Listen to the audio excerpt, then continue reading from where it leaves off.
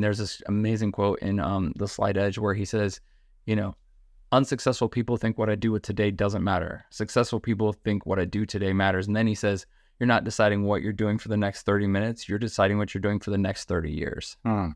Because if you repeat that 30 minutes every day, if that's sin, for example, and you're repeating that 30 minutes 3 times a week, 4 times a week, 5 times a week, we'll project that out and see what your life looks like in 40 years of that. It's not pretty.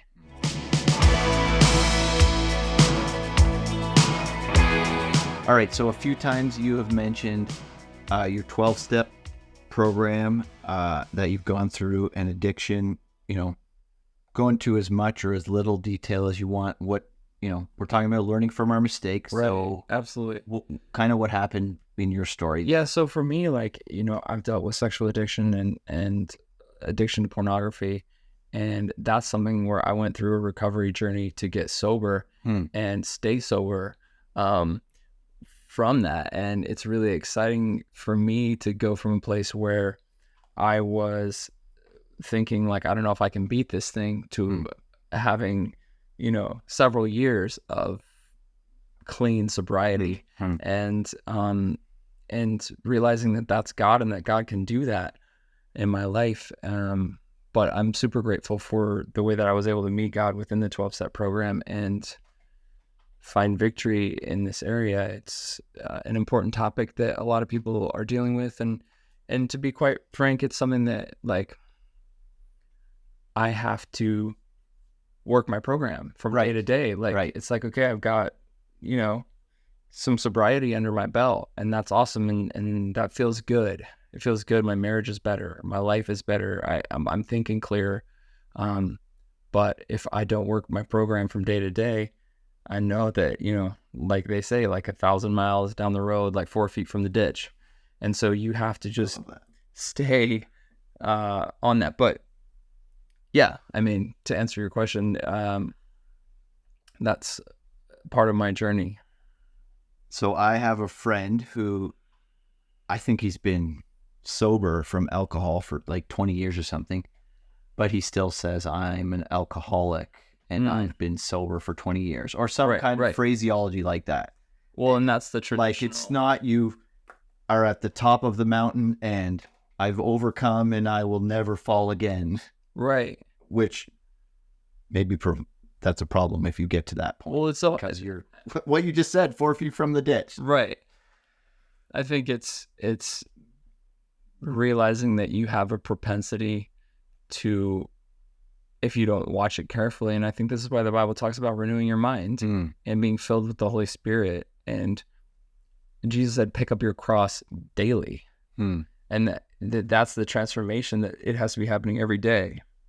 And keeping sober-minded, like the Bible talks about being sober-minded, and as long as it's still called today, there's this intensity and this focus that what you do matters, what you do today. There's this amazing quote in The Slight Edge where he says, unsuccessful people think what I do with today doesn't matter. Successful people think what I do today matters. And then he says, you're not deciding what you're doing for the next 30 minutes. You're deciding what you're doing for the next 30 years. Because if you repeat that 30 minutes every day, if that's sin, for example, and you're repeating that 30 minutes 3 times a week, 4 times a week, 5 times a week, we'll project that out and see what your life looks like in 40 years of that.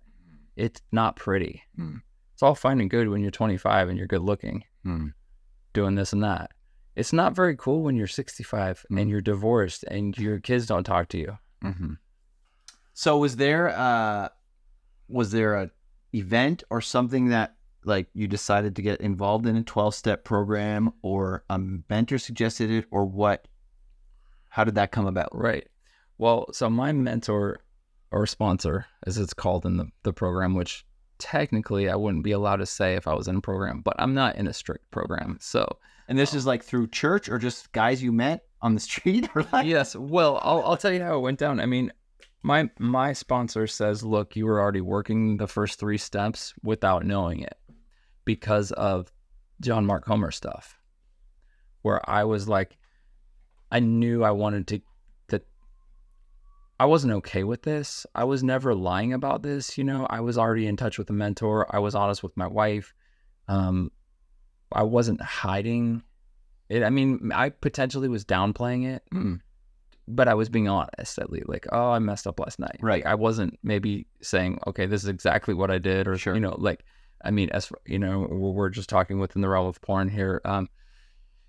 But you had an awareness and a willingness to yes. be So free. So step one is just admitting you had a problem, right? And I was already there. I was reading stuff. I was looking for stuff. I wanted to change. I just wasn't aware that there was a more organized way of doing it. So when I came across a 12-step program, depending on how you look at 12-step program, there's like inner circle of sobriety and like outer circle of sobriety. So I already had 2 or 3 years of what you would call my inner circle. Like the difference between having a drink and getting drunk, I guess. Okay. You could loosely compare it to, but I was already on a journey where God was changing me. And a lot of that had to do with my band falling apart and me being like so desperate and so broken and so lonely and so realizing that I needed to change.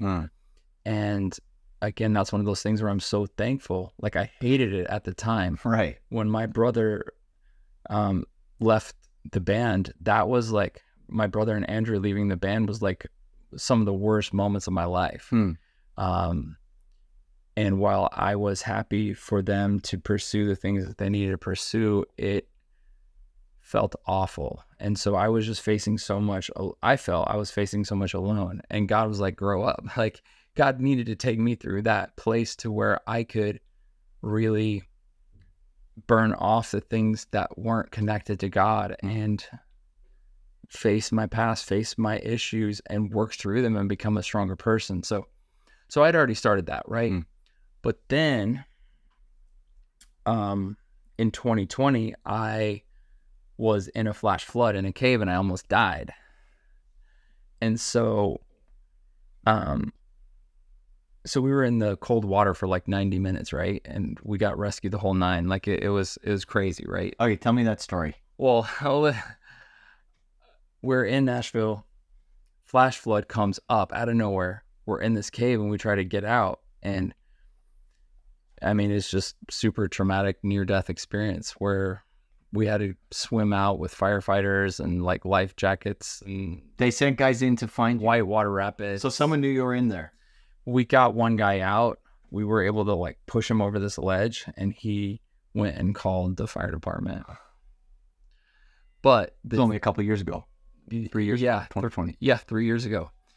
So when we finally got out, and it was a miracle, they said they were giving the firefighters 5 more minutes and then they were going to pull them because they were getting in too much danger on the good side. So I was 5 minutes away from it all being over. That event really affected me, and I started looking up stuff to see if I had trauma. And what I learned was that trauma can trigger addiction. And so immediately what I found happening was every night wanting to have a drink or look at porn as like that started coming up. And so I got really inquisitive about that. Like, why is this now coming up? Because I felt like, wow, I've made a lot of progress. And so at that point, I had heard about the 12-step program. So you felt like you were making progress, but then after the cave incident, you felt regress, like going back? Is that what you're saying? I feel like I felt the temptation to regress. Okay.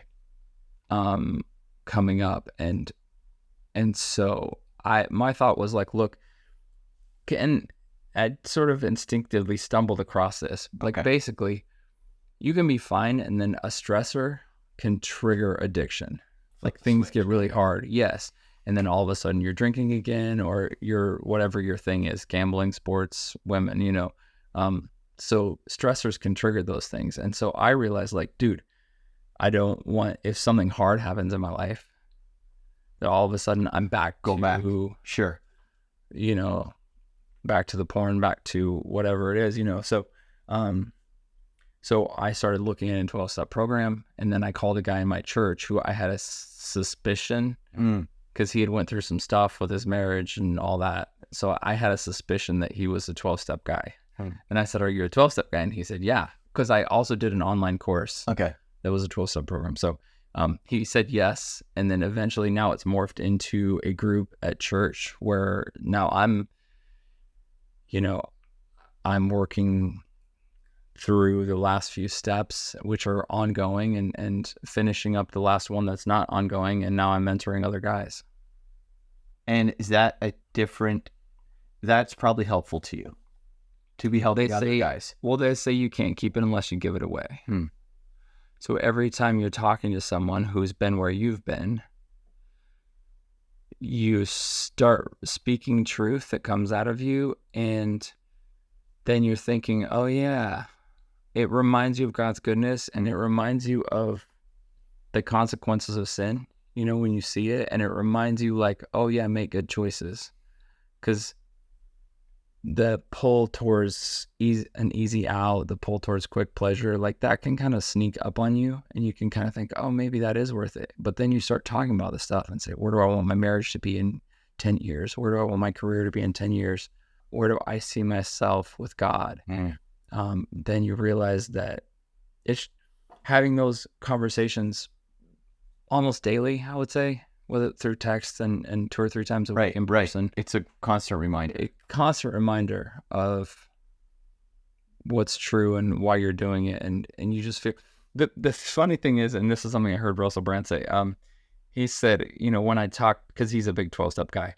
So he said, when I talk to somebody else, you wouldn't know I'm crazy. He's like, I'm insightful. I'm like, it's like... I'm speaking the word of the Lord or whatever, and then he's like, but in my own life, I'm crazy.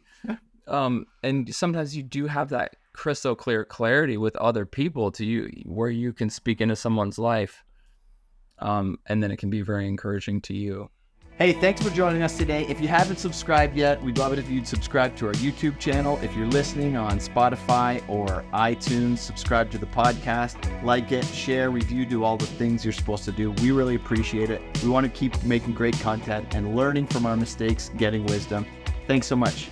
See you next time.